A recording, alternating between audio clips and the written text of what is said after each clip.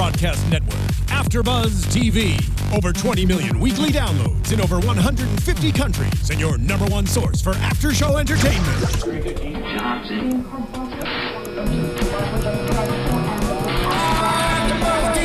AFTERBUZZ TV, the destination for TV superfans. Producing aftershows for over 300 of your favorite TV shows, interviewing celebrities and showrunners, and bringing you behind-the-scenes exclusives. All thanks to E! Entertainment's Maria Menounos, producer Kevin Undergaro, and internet leader Akamai. Now, let the buzz begin! Clone Club, welcome back one last time. Unexpected welcome back one last time. You needed more of us, so we answered that call. And we are doing a Season 3 Orphan Black recap of the whole season, an overview of everything. We got the Clone Club dancers here. Next to me, Mr. Matt Lieberman. Hello, Clone Club. Good to be back after missing the last two and most important episodes. Across from me, Megan Salinas. Hey, everybody. We got the band back together. Yeah, Yay. they said it couldn't be done. And Anna Koppel. Damn the man. Hey, everybody. Now, before we get into this, I just want to say this is a show really for you guys. On the last episode, we talked a lot about how great the Clone Club is and how, honestly, Orphan Black fans are the best fans. They're the most fun. They're the most engaging with us on Twitter and everything. The most progressive and evolved. Yes. Yeah, I mean, really. Really. So, we talked about that, and then you guys came to us. Specifically, the first person I believe who did tweet it was Samantha Owen had tweeted at us, and she was like, oh, I wish you guys could do a whole full season recap. And you know what? A bunch of people then started chiming in, and here we are. Settled. This is the only after show I've ever had people saying encore for when the season was done. That's never happened before. Well, it's again, Clone Club's the best. Yeah. Let's just talk about how and why we're doing this episode for the next hour. We're gonna do. Yes, I'm gonna do this now for the next 20 minutes. But actually, no. Where I want to start, because Matt, you did miss the last two episodes, that's true, and we got to kind of do a little bit of a deeper dive on the finale. Wanted to start with your takes on the finale. I was incredibly excited by the finale. It is 100%. It's the move that I've wanted them to make for 2 straight years, and the fact that they made me wait this long made it only the sweeter. Because here's the thing, people. The promise of Season 1 of Orphan Black was Neolution, and the Neolutionists and the dude with the freaking tail, and and they have always been, to me, the most compelling of our shadowy figure villains. So the fact that they've been under our nose this whole time, Secret Invasion, Super Skrull style, and we are going head-to-head with Neolution, and that they have access to technology and cloning, the likes of which we've never seen, is really, really exciting as a fan of this show. And it makes all of the, as good as this season was, it was not the direction that I necessarily wanted the show to go in. I felt like it took us too long to get Helena out of that base, and then to get Sarah out of that base, and then we're dealing with adding all these extra characters. It's not necessarily the season I wanted. It was high quality, and it may be as good as Season 1, maybe even a little bit better, because there are a couple episodes in this season, including the finale, that I would say rate as highly as the best episodes in Season 1. But the fact that we are going with Neolution is great. I thought that they figured out a good way to use Ferdinand, although when he gets in the car with Cody, he's like, hello, I'm Ferdinand. He's so pompous and proud of himself. Right. I'm like, okay, bro. I commented on that too. Yeah. What kind of tone of voice was that? Hello, I'm Ferdinand. You may have heard of me, Broadway. You never know when a talent scout is going to come by. It's true. When you're about to shoot an old smoking woman in the face. But I thought that was great. I thought that bringing back Jesse Towing was a great show. Like a lot of fan service in this episode. The Jesse stuff was great. His relationship with Helena, I love how sweet and innocent it is, and it's so perfect for that character who's been through so much. We wrapped up the Donnie and Allison stuff pretty cleanly. Although, are they still in drugs? I'm not sure. I'm waiting to see where Jason maybe next season comes into all that again. I would think they're done because because their supplier is dead. Sure. Okay. But then again, they might have been, I mean, when Helena got her refund, she might have cleaned them out of their inventory as well. And they did win the election, which isn't that what this was all financing to begin with? Yeah, that's very true. So it was a really momentous finale full of twists, clues, reveals, information, and just a great new direction for the show. Do you think Rachel is going to be a good mother? No. No. It's immediately. No, that's a hilarious idea. And we don't know if Delphine is dead. We're assuming maybe that she's dead, although maybe not. But really the biggest thing for me about the finale and what excites me the most is I feel now more than ever that the show's creators have a very strong vision of how the rest of the series is going to play out. They have a plan, and that's not something that they had a year ago. That's not something that they had in Season 2, because Season 1 and Season 2 were written episode to episode. They didn't plan out the season in advance, and I feel like that additional planning really helped refocus this year and is going to make next season the best one ever. Yeah, because we have an end date now. Yes. End of Season 5, that's it. And whenever these shows, whenever the creators announce like an end date, and I remember this being the case with, like, say, like a show like Lost, where it's spinning its wheel, and then all of a sudden they're like, oh yeah, no, we're only going to do like 40 more episodes. Then you see momentum, and I feel like you're right. You're going to only see Orphan Black get better and better because of that.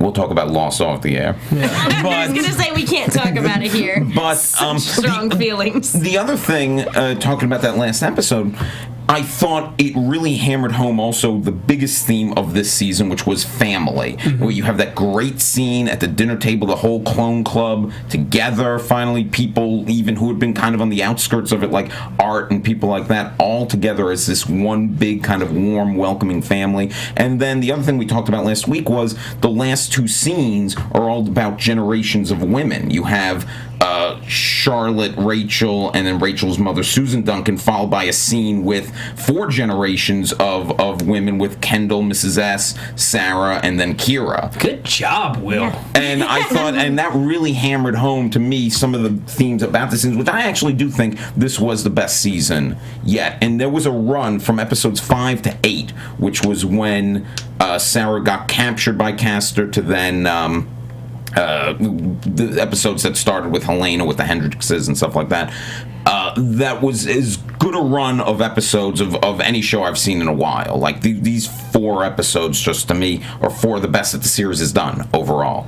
Yeah, I would definitely say that episode 6, with Paul's demise and with the dream sequence featuring Beth, to me, was the best episode of the season. Yeah, maybe the series. Maybe the series. Far and away the best episode of the season. Maybe the best episode of the series so far. I also loved our annual person switch episode with the rally at the school. That was also a lot of fun. And even the premiere was a lot of fun, even though it was like kind of like mopping up threads from last year and just introducing the Castor guys and stuff like that. No, there were a ton of really, really great things about this season. I love what you had to say about family, especially because that's kind of where we thought we were at the end of Season 2, with all of the clones being together, and then having that shattered in the last couple minutes of the finale. That was heartbreaking to me. So it was really cool at the end of this one to see everybody come together, and to just have a few moments of we're all together and this is nice and this is great. And agree 100% with you. Paul's death, that episode was probably the best of the season. And then, are you not a fan? What's your take, Anna? I just don't understand why you guys are so on board with Paul's death. I'm not on board with it. It hurt me, but it hurt me in a really good way. It was a redemption of the character. Yeah, He'd been wasted for 2 years straight. And you finally learned where he stood, which was behind Sarah and her sisters. And that was never a question in my mind. It was like you and Delphine. I never had a question about where Paul stood. I never questioned Delphine. I was going to say, speaking of character redemptions, you now have a completely different look on Delphine. That's true. I do. Because, it's so funny when I kind of want to go back and re-listen to, like, our initial thoughts from the first couple episodes this season, because there's certain things we were way off on. Oh, sure. Yeah. I would like to hear Anna talk about how Delphine is good. You just want to hear me go on and on about how Delphine is good. Yes. No, look at Matt's face. It's unbelievable. He's just so happy. He is. No, she's obviously good. I was obviously wrong, and you were right. You're smart and I'm dumb. You're very good looking, and I'm not attractive. Okay, let's not take it to that place. Okay. Let's take it to that place. You know what, Matt? We kind of talked about this ad nauseum last week, and we'll talk about it ad nauseum again. But I want to get your thoughts on that aspect of it. Do you have a Delphine theory? A shot theory? Who's the culprit? We've talked a lot about the who shot JR of our time. Sure. Now. Well, obviously your first immediate suspect is Shay. Yes. Because of what Delphine says. She says, will she be all right? Or What will happen to her? Something along So those it's lines. somebody who has a connection to Cosima, who shot her. bold prediction, what if it's Scotty? You're not the only one who's made that prediction. There are some fans who've tweeted at us that will be very happy, that tweeted us during the show 2 weeks ago. They'll be very happy to hear you say that. It's almost impossible that it's Scotty. Because Scotty was at the dinner, and he would have had to leave immediately after Delphine to get there at the same time as her. And I don't think that happened. You know, go ahead. No, you first. The Uber fan has a very interesting theory that Delphine set it up herself with the help of Ferdinand. To fake her own death. Yeah. Oh, because she was told that she wouldn't live through the night from the Neolutionists. Right, and she knows that those people don't mess around. So the only way out of that situation is to fake her own death. You know, when the Uber fan first tweeted that at us, I was like, and I've actually kind of come to like this theory a little bit. I do too, actually. It makes sense because they're not going to kill her. They're not going to kill her off, and reason being, Yeah, no, we would have seen her die we would have if they were seen her going to kill die. her off. We would have seen her die. So she's not really dead, which means either she survives this attempt and it was in fact a real attempt, or she's dead, and then we find out either midway through next season or at the end of next season. Season finale, season Right, That she's four. actually alive. Exactly. When we finally catch up with, oh God, what's her name that we met at the end of last season? Marion. From Topside. Marion. And Which- she's just been hanging out with Marion. Actually, that's interesting that you say that because we were thinking that Marion might be dead herself since Charlotte is Yeah, now since Charlotte's, adopted. it doesn't Charlie's seem new like. mom. Oh my God. Why else would Charlotte be then with Susan Duncan? Needing a new Yeah. mommy. I didn't even think about that. No, I'm still like logically I think it's Shay, but at the same time I know that could very well be a big red herring, and it wouldn't be the first time Orphan Black has pulled the rug out from under me after alarms like saying it's this person, and then it turns out it's not that person. I think that Shay is interested in Sarah for some reason, because the first thing that she brought up was, oh, you were saying Sarah's name in your sleep, and like that was very, I mean, it was like red flags, right? Yeah. Exactly. So, but that's really the only thing, right? I mean, and the book, she was there when the book went missing, but I think she's there for Sarah. It's possible she's a covert Neolutionist. Yeah, I mean, these Neolutionists, they're popping up all over the place, and you got to beat them with a baseball bat to get rid of them. I hate Neolutionist. Effing Neos! But maybe she's just like an ex of Vic's or something. And all of a sudden Vic comes back into the series. Vic comes back with a Vic is supposed tail to- as a Neolutionist. Vic is supposed to Exactly. come back next season. Is he? Yes. Oh my gosh. Oh. Michael Mando is just crushing it on Better I Call Saul. know, he's so good. I'm excited he'll be coming back into the Orphan Black fold. I was gonna say, what would draw him back? Maybe because the drug dealers are dead. There's Yes, an opening. he comes back as the kingpin. Yes, he gets to be a drug cartel Oh leader. my God! And now he's in charge of Allison, who he was with at the rehab. What? This show, you can't. And look, here's the thing. Aren't there still police investigations open? Right? Isn't No. Angela's still No. being Because maybe Tony fishy has that about them? photo of them. Yeah, Angela DeAngelis is off somewhere just working in a shop or something. She's not a cop She's anymore. working security at like Yeah. Home Depot. Worked in security for Neolutionists. But we don't know what happened to Jason. he's still like, that never really got resolved because he still wanted to get with Allison, and he was trying to make Donnie look bad. Swoop in, be Allison's knight in shining armor, and then comes in and probably sees everybody dead and was like, wow, I was not anticipating this. That was my only slight disappointment with the finale. I kind of wanted a little bit more from the Hendrix's storyline in the finale, wrapping it up with what Jason is probably thinking when he comes in and sees that all these suppliers are dead. Like, someone's going to have to clean this up. Even a line that just kind of explains away the drug dealing would have been nice. It would have been nice. I understand we didn't have time, whatever.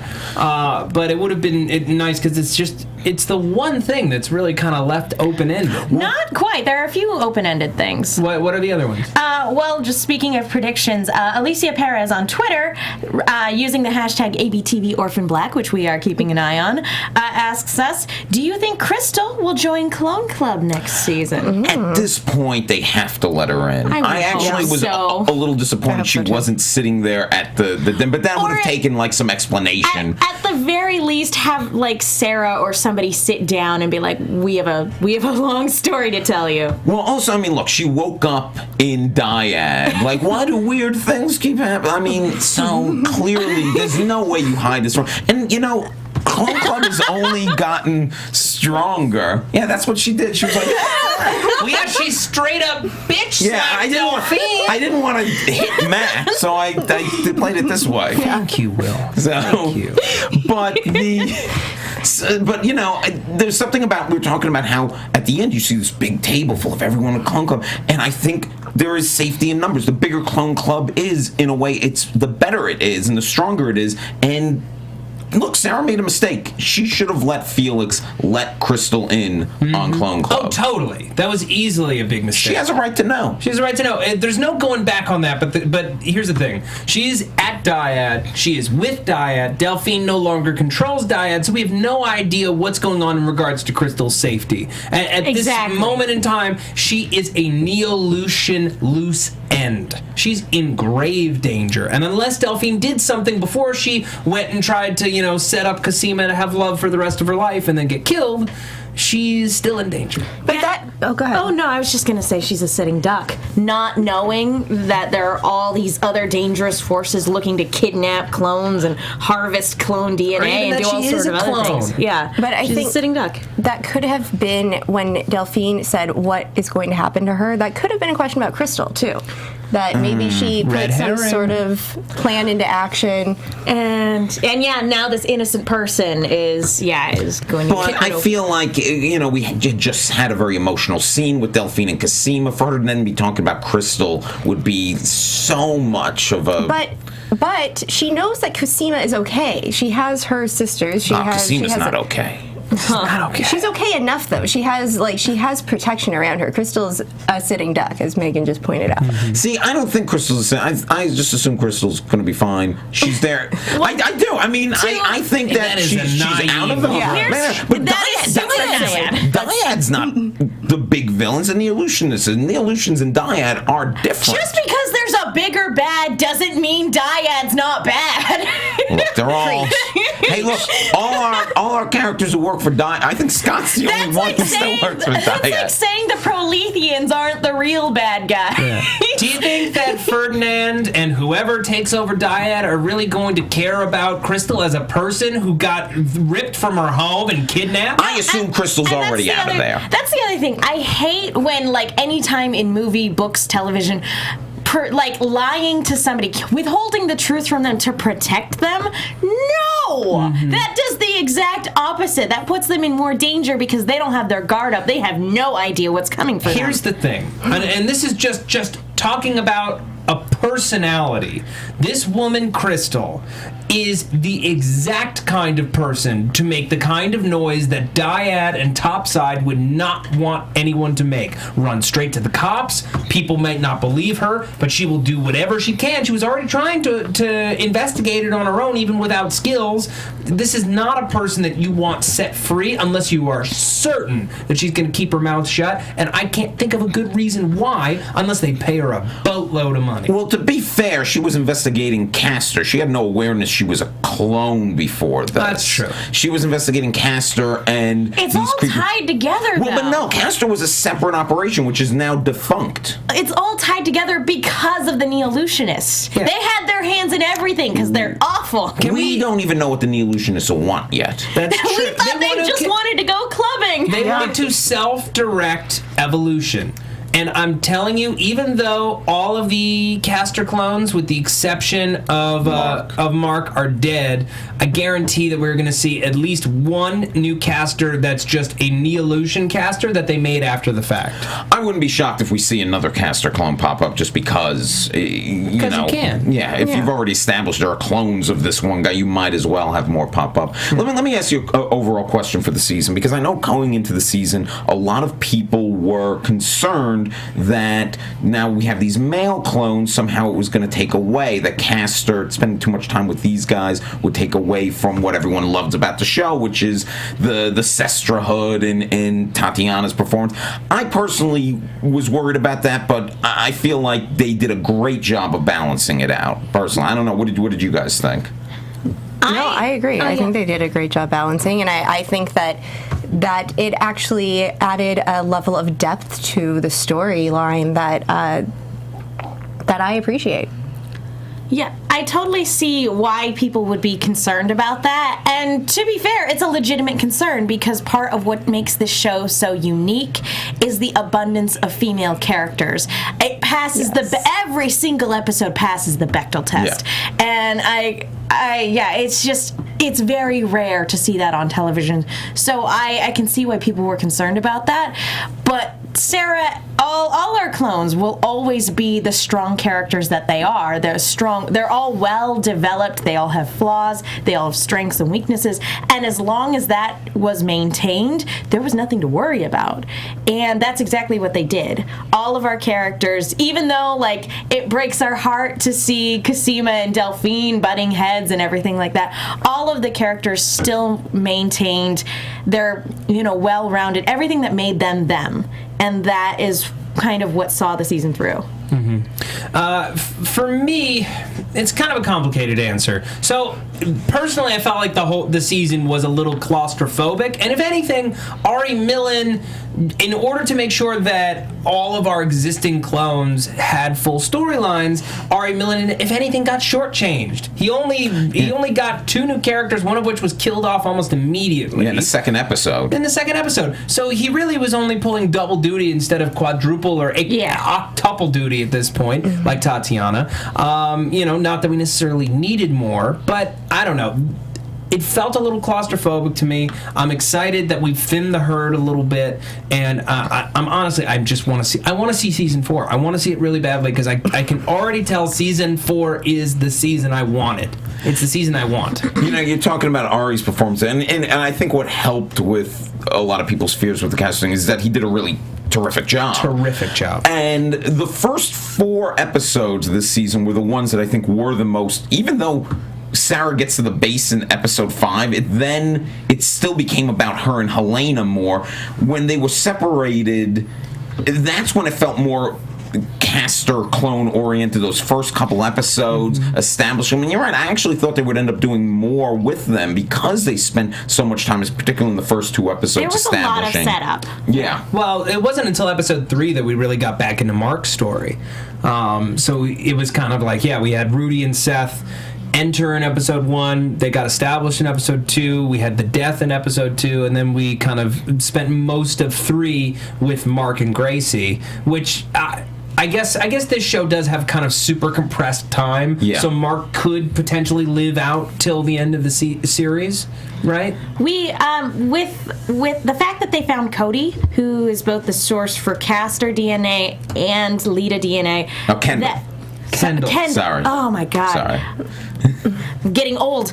But the fact that they found Kendall, which is the original DNA source for both, then they have the potential to make the cure. And that's actually something I wanted to ask you guys, is how long until, at what point in season 4 do we finally get our cure? So we don't have to worry about Cosima dying anymore. Season 4 is going to be all about, now that we have the material, it's about making the cure. So, like, season 1 was finding out that we have a disease. Season 2 is trying to help Cosima survive the disease and just barely making that happen. Season 3 is all about getting this genetic material, getting the key to it. Now we have the key to it, so it's synthesizing and making that happen. And then season 5, I can only imagine, is going public. Their secret gets revealed to the world at the end of season 4, and what happens to them, and how are they going to be able to rejoin the world, rejoin society as clones, coming out of the clone closet, as it were, and taking care of their final lingering enemies as they become part of society. I like that idea, and I hope that is something we see. Coming out of the clone closet. Can I also, just really quickly, the writers on this show learned so much from season 2, and I feel like what they chose to do with Kira this season and what they chose to do with Cal this season completely reflects that, because we can only watch them try to save Kira so many times. Yes. It gets repetitive. I'm glad they sent her to Iceland this season, got her out of the way a little bit. Cal's an illusionist. Either he is an illusionist, or the weapons that he developed were used by illusionists, are currently being used by illusionists, but that bomb has to drop next year. I'm always curious how much is affected by this plot line of this show in particular because of these actors' other commitments to other shows. Like, I gotta admit, I mean, I feel like the reason we didn't have Cal in the season also is equally he's off shooting movies with Blake Lively and doing Game of Thrones, you know? So I wonder about that. But, you know, Megan, you brought up Cosima and Cosima's health and all this stuff. You know, I feel like in the season 2 recap last year, I said something like, when season 3 starts, they better just cure her or kill her, because I don't want to go through another season. And we all said, I hope Cosima dies, pretty much. No, we didn't say we hope Cosima dies. More or less. I wasn't here for that. We said it would add a level of consequences that we felt the show wasn't necessarily dealing with. Yeah, but the feedback we got from the fans was like, I can't believe you all want Cosima to be dead. No, we don't. I know. I'm just letting you know. I'm just remembering it clearly. But the thing about that is we're going into yet another season where Cosima is still sick. And I actually floated a thought in the last episode, and I guess it's not a prediction, but it's more something I would like to see. And you mentioned compressed time with the show. Mm-hmm. I would love to see a time jump. That would be great. I would love to see jump a few months ahead or something. A few months ahead, Mark will be dead.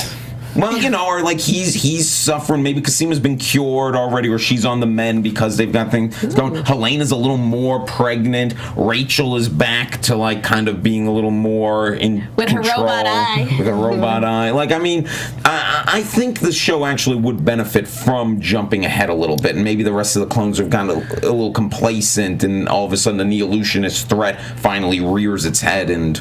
You know, I don't know. I certainly see your point, and I would love a time jump because I really appreciate it when shows do that and they let things breathe and they accept that you can't just continue to be in hot action, to use the worst term for it, all the time and until you're dead or you're done. Sometimes things just get boring for a little while, and you can just skip it. Sorry, I didn't know where I was taking that. We do have another thing on Twitter. We actually have a few things on the hashtag. Tweet us. One of which, again from Alicia Perez, going off of what you said, well, you think Helena is going to be full pregnant next season, and what do you think she's going to have? A boy, a girl, or twins? The twins thing seems too good to be true. She has babies. You know what? Science, I would, baby. I would love to. That's one of the big things why I would like a time jump, because I want to see Helena give birth at some point in this series. I want to see her big and pregnant, and the way things are going. You know, if it just picks up right where we left off, we're never going to get to that point. Yeah. We just got a tweet from Symmetrical Pottery at Sim Pottery, and he says that the whole series has taken place over only 10 days, which is impossible and is not true. I will say this. There's no way it could be 10 days, but it is a lot shorter than I think we think it is. Yeah, I think that the whole series thus far has taken maybe about a month and a half. Maybe. Which is crazy considering the amount of intense romance and murder and recovery and more murder and recovery and body dumping. It's just it's a very busy month. I feel like Sarah's been slutting it up if it's only been a month and a half. Well, That's not a good term. She had Allison. an affair and everything. Has Sarah really, though? I mean, isn't she only really been with Paul and Cal? And Vic. No, she was leaving No, she Vic. left Vic at the very beginning of the season. We have no idea whether or not It's been a month and a half, though. And she definitely left him at the beginning of that. That day, she just left Vic, right? And look, so if, according to your theory, in 6 weeks. But Cal was hooking up with an ex. It's not like she just met this guy. And even if she had, come on. Just saying. Yeah. It's a lot. It's a lot going on. It's not a lot. Nobody It's counts boys. Vic. 2 boys, and she didn't even sleep with Cal for a That's couple a guy of every days. 2 weeks. And really, she only slept with Paul, right, to keep her cover. Yeah. Okay, symmetrical pottery And cleared. if we're gonna go that, then Paul was a slut. Paul was a slut. I was gonna say we can't have this Slut double shaming, standard. guys. As long as it's consensual between adults and everyone's happy, why are we I was slut gonna shaming? say I don't know if I'm clone Rachel and slut Paul was shaming Paul. I'll tell you what, I still will argue that Paul's sex with Rachel wasn't consensual for Paul last season. I don't still think so. argue I don't that. argue that. Symmetrical pottery wrote back in. He said the series has been a month. He meant from last season. So season 3 was 10 days? 10 days. I mean, I guess how long is Sarah locked up in that Mexican good question. base? That's the one time where I felt like there was some time because they would cut back to Felix and Mrs. S. And they're she'd like, be "What's going on? Yeah, Where is we she?" haven't heard from her in a couple of days. Right, and it's also... But that still could be 10 days. Dan DeVale says Christian Brune said the actors believe it's been about 2 months since Beth died. Okay. I go with the Brune. That makes sense. The Brune is right. Because here's the thing also. It makes zero sense that the entire Allison storyline this season only took 10 days because it was a whole decision to run through a whole campaign for school trustee to winning to a decision to start selling drugs to manufacturing tons of soap and selling tons of drugs and making all the money and the twerking. It's impossible. Yeah. I agree. like that the twerking's thrown in there. Well, yeah, They couldn't learn to twerk like that in just a matter of days. How great was it to see a season where Donnie and Allison were finally on the same page? That was great. Oh man, that was such a relief because for the longest time we never knew whether or not Donnie was, whose side he was really on. He was scheming Donnie. What if Donnie shot Delphine? And she's asking about I feel like he would have done it by accident. Donnie's upset. I didn't get to kill anyone accidentally this season. I got to go for Delphine. Well, you know what? But it's true. They're the one married couple on the show, and it's the first time we got to see them really operate as a couple and a team, and that really was great. And their relationship was great to see. I love our little sitcom, The Hendrixes. I adore it. I still would argue that their storyline needs to be more integrated into the main storyline, though. Because when I was watching the first 2 seasons, it always felt like whenever we got to Allison, somebody had sat on the remote and it switched over to Desperate Housewives. That, to me, it always felt like a different show. So I definitely see where you're coming from. Mm-hmm. See, I think the first season, because they were still learning so much about themselves, it felt easier. But definitely seasons 2 and 3, for me, it has felt like that. Although it's starting to get a little bit better now that Helena's living with them, and I think that does a world of difference for their storyline, and it would probably help integrate them more into some of the action. Although I wonder how much action Helena could get into the more and more pregnant she gets. Well, she was still able to completely kick some ass this episode. Duct taped knives to her hands. It was so Knife great. and a screwdriver. I love when she kicks the roll of duct tape into his face. That was great. There's a GIF of that. Orphan Black put up a GIF of that. It was the best Why thing wouldn't ever. they? It's one of the best shots in the episode. Yeah. And also, I want to briefly touch on, I'm sure you guys talked about it in the finale episode, which is when she says to him, you're a rapist, which is maybe the most political the show has ever gotten with its language. And it is the truth. This guy totally did sexually assault women, force them to have sex with his brother as well. But to come out right out and say it in such beautifully plain language, I thought was fantastic. I thought it was really fantastic because he does raise a certain point in that they're both killers who were given a purpose, but she's like, no, I have some respect for people outside of my mission. You have no respect for people, no respect for women, and you deserve to die. We did talk about that, and a lot to your point that that there's something very that she is a hardcore killer, no question, but there's something very loving and nurturing and maternal about Helena, and that she does have a moral standard, and she sees what's right and what's wrong. And she doesn't kill people for no reason. Yeah. That when somebody has done wrong and they, quote, like, deserve to die, or in Helena's eyes, they deserve to die, then she'll go after them. But she kills people who threaten children. You know. yeah, that's a big one to her. Is when they threaten children. Do not threaten a child around Helena. She does jump to killing quickly, though. She does do that. She does do that. But yeah, and when he tries to, like, make that connection with her, and she did have a lot of compassion for them. I mean, she wasn't going to let him die alone. She was going to look him in the eye and lay on the floor, on the ground with him. But yeah, she draws a line in the sand and says, we are not the same. You're a rapist. Yeah, but because other than that one quality, like you said, one of the reasons I think she does show so much compassion is because there are some really unfortunate similarities between them, because they were raised by the military to be this thing, and she was raised by Proletheans to be this one thing too. And I thought that scene was really phenomenal. Yeah. Can I ask one question? So, the caster was the U.S. military? That's what it appears to be. Look, here's the thing. Whenever you bring up what country is what taking place in, it's always like, I mean, we mentioned it 2 episodes ago, and the message board is filled with, no, well, it's this, it's this, it's this. I believe they're the U.S. military because they're military flags.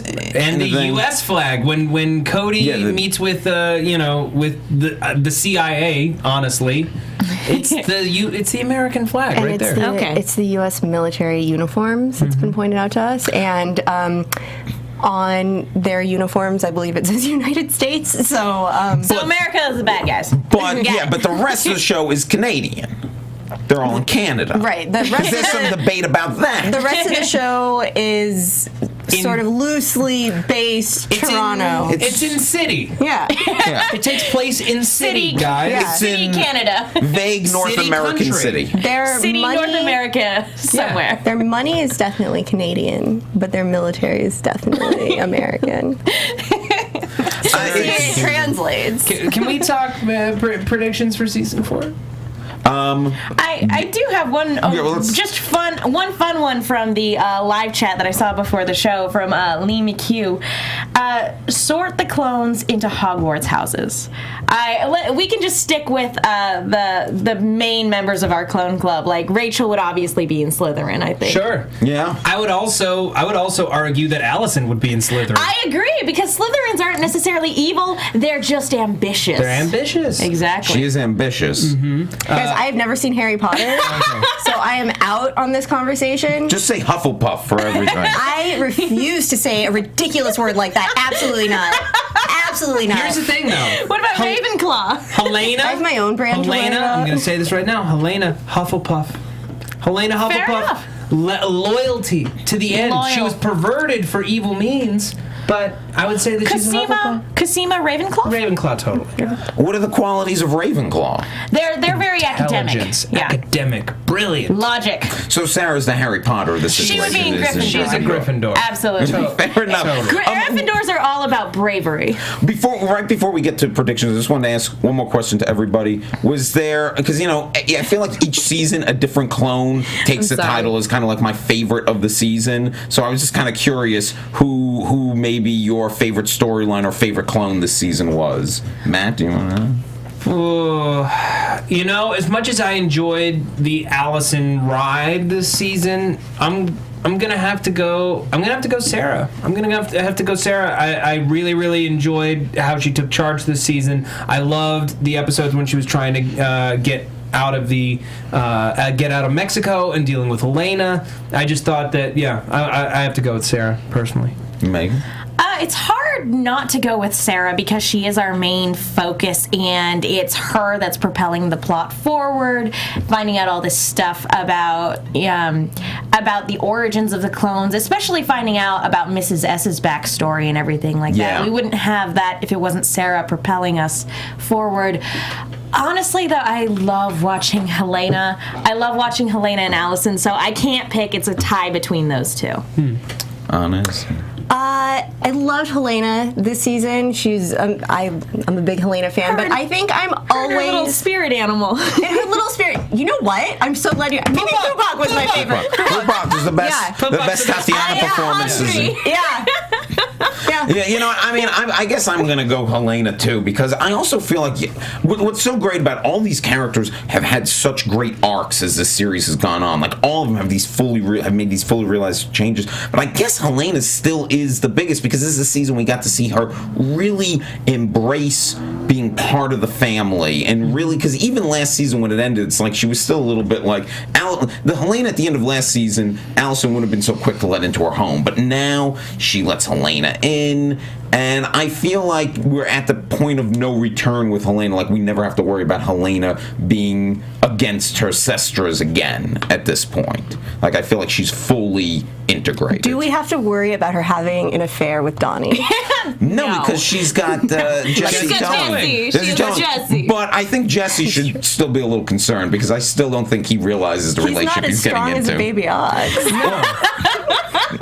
Now, but his tow truck is. That's true. Yeah. He does drive a big truck. Your sitcom idea, Toe and Family, it might be a thing.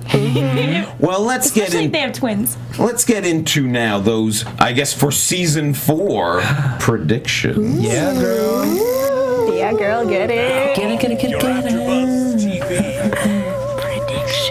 I love that like half this panel has been predictions anyway. I know. I mean, that's what do you want me to say? That's why I kind of hesitated when you said it. But I feel like, Matt, let's start with you because I know you have a lot. We also did get to do a bunch of predictions last episode, but you did not. So you go. Okay. So I said a little bit of it earlier in the show, but next season, dealing with Neolution, trying to find the secret compound where Dr. Duncan is. We're going to reveal at least one other caster clone that is still alive. Rachel is going to be taking care of Charlotte. By end of the season, she will turn on her mother because her mother, A, is not great. Let her be alone all these years. What the hell, Mom? And B, she's out of control. She's crazy. But I think she's going to take it as an opportunity to seize all of Neolution for herself because that's who Rachel is. Let's see. I'd like to see that. I would like to see Rachel in charge of the Neolution. The queen of the Neolutionists. Yeah. I still think by the end of season 4, the cure will be fully in effect, and that we will be exposed to the entire world. And it's going to be about the future of evolution. That's what Neolution is all about. It's going to be, do we want this in the world? The entire world turning on them and saying these people aren't natural, or are they? And having to have that debate in the here and now.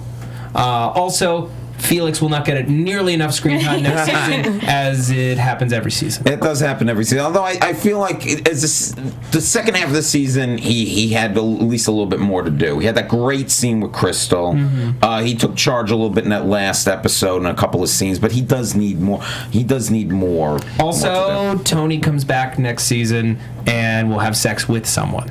Maybe Felix. Definitely Felix. I don't know if that's. I don't know. It's somebody who looks like his sister. To be fair, we That's didn't. why I'm saying maybe. He's gonna have taken more hormones by then. He's gonna look different. To be fair, we couldn't have gotten through this without the alluding to some form of, even if it's just perceived, incest. So we almost got through the episode. We almost got this. Clone If We did it. If Tony I want a screen cap of you with your thumbs up saying incest. Clone-cest. Clone-cest. If Tony does come back, and I do think we'll see Tony again at some point, I hope it's Yeah, that's quite integrated enough. a little bit better than it was in season 2, though. I thought Tony was a great character, an idea that wasn't A better integrated. idea than a character. And actually, that episode always played. I watched that episode again before season 3, and the episode played better seeing it kind of without all the, expectations of what's this going to be about. I realized Tony was a good character. Just integrate Tony a little bit better. Yeah, it was a one-off thing, and it was And we kind don't of have like time for a one-off. Yeah, no, Yeah. if you're going to introduce a clone, introduce them and make them count. And he was great and then gone. But you guys, that was the season where they were writing the episodes as they went. Fair enough. So they may have been 3 a.m. in the writer's room, let's do this. It was something they always wanted to do. They got to do it. And then they were like, okay, we did it. We did it. So we did it. Yay. Let's Oh hope crap! We that only have 2 episodes left to wrap up all of this Prolethean stuff. let's hope that since they have, they're more like forward thinking moving forward, that they can find a way to introduce and integrate these clones that they've introduced, and hopefully not making them like one-off, one-episode characters. Can I ask a Rachel question real fast? Please.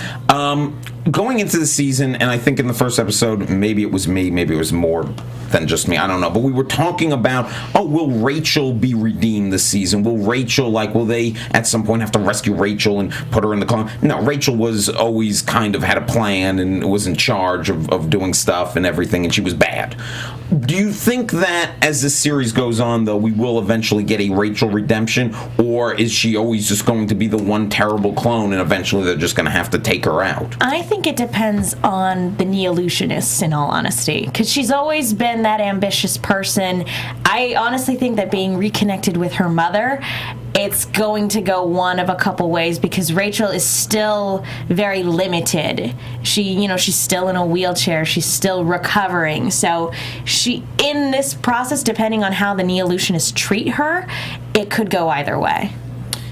I already like her more. I already think she's better. She's playing board games with Scott. I think she's a lot better But it was already. a ruse. It was a ruse. Yeah. Who cares? I like the character, but Here's the thing. She now has the one thing she always wanted, and that's a child. Yep. And she has her mother, who she thought was lost, years and years ago. That's gonna make her She has bitter. her family back. No, that's going to make her bitter. She's going to be resentful. Yeah. But will the child mellow her out? I think the child will mellow her out. I think Ferdinand maybe will come in. They'll be a family. Oh, yeah, that's the other thing. Ferdinand Who's could that still come to dirty her clone, rescue. Mom? Oh gosh! Dirty What if clone. if they get Rachel to come around to their way of thinking, Ferdinand's gonna have to break up with her. He's like, I hate Neolutionists. Yeah. I'm sorry, we can't make this work.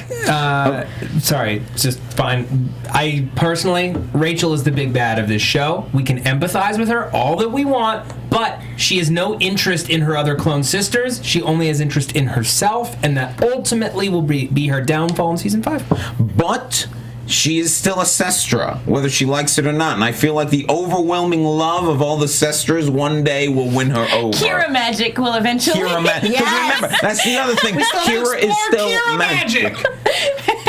Okay, I think we've covered up the predictions. Anyone have anything else they want to say coming I out? do have 2 things. I want Crystal to be a part of Clone Club next season, and 2, even if Shay didn't pull the trigger, I think that knowledge of what happened to Delphine will be enough for Cosima to question their relationship. That makes sense, because she's going to be even more paranoid now that unless she never finds out that Delphine is dead, because Delphine was kind of going away. She that last scene between Cosima and Delphine was a goodbye. So maybe she will just never know. It depends on whether or not Delphine ends up in a hospital recovery room or in a ditch somewhere. Kasima may never know, but we will all know come April. We have to wait till April to find out what happens next. Do you have any other predictions? No, and I think we're way over time. Yes. Yeah, so. Well, I mean, you could talk about Clone Club forever. We could. But we won't. Tweet us in the off season, which is now. Anna. Yes, you can follow me at Koppelmayor, KOPPELFORMAYOR. Megan.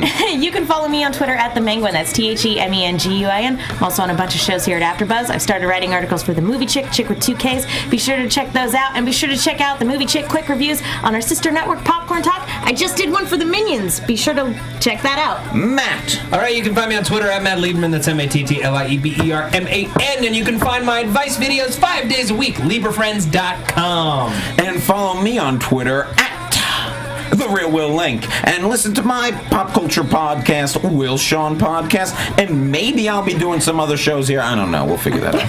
But thank you so much, Clone Club. You're the best. We will see you next season. Goodbye. From executive producers Maria Menounos, Kevin Undergaro, Phil Svitek, and the entire AfterBuzz TV staff, we would like to thank you for listening to the AfterBuzz TV network. To watch or listen to other after shows and post comments or questions, be sure to visit AfterBuzzTV.com. I'm Sir Richard Wentworth, and this has been a presentation of AfterBuzz TV. Clone you later. The views expressed herein are those of the hosts only and do not necessarily reflect the views of AfterBuzz TV or its owners or principals.